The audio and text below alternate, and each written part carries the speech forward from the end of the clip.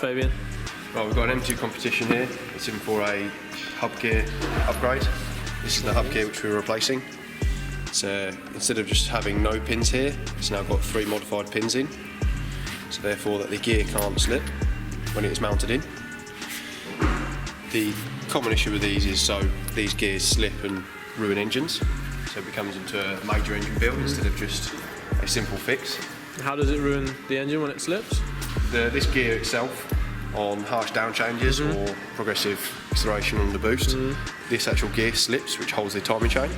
So therefore the timing correlation becomes out of time, and pistons will then hit valves. Right. So therefore, we've got to strip down. There's a vast array of bits behind me to actually strip down to get to this state. I still have a few more hours to carry on. It is a 14.8 hour job just to get down to the timing chain. You can't really see it at this point. Obviously we'll recap later on the video to show you, but we actually do have another engine here which is going to be built up. This is actually going to go into a customer's car. This is halfway built. So this hub gear is going to go and end up into this vehicle. So we get down to the bottom of the engine here where the hub gear is. We'll then have to pull it out. This is the old gear. As you can tell, there is no pins in this one, so therefore this gear can spin. The actual torque force against the bolt which goes into the crank is quite high, but obviously isn't high enough. So therefore that's why this modification has to be made. As you can tell, this engine is actually out of the vehicle, so it's a lot easier to do it on the floor. But obviously you can't take every engine out because it will cost extreme amounts. But this is the whole timing chain cassette. This will be removed. On later vehicles you may want to replace this, but at the moment this one's perfectly fine. There's not a problem with it.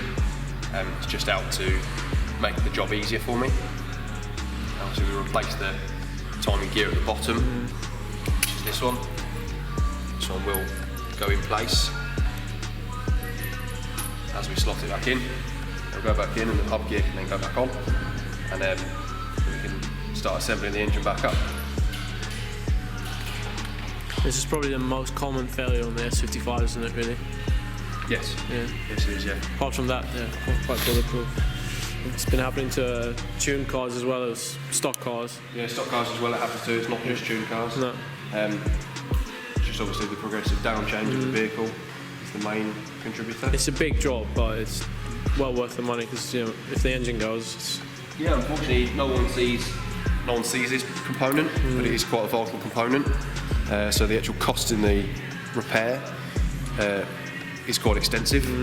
But yes, it is a well worthwhile item to replace. Otherwise you're into a very large bill. Yeah. So yeah, then we'll recap later. So now I'm putting the Panos hubs.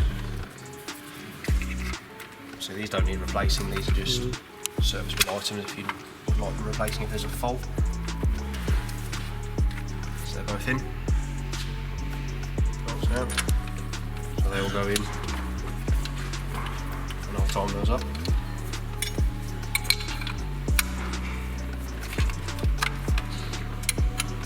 So many people don't realise there's actually more bits to it than... Yeah, there's not just the actual hub crank which needs replacing, there is other things along the way which are detrimental to the vehicle being run into its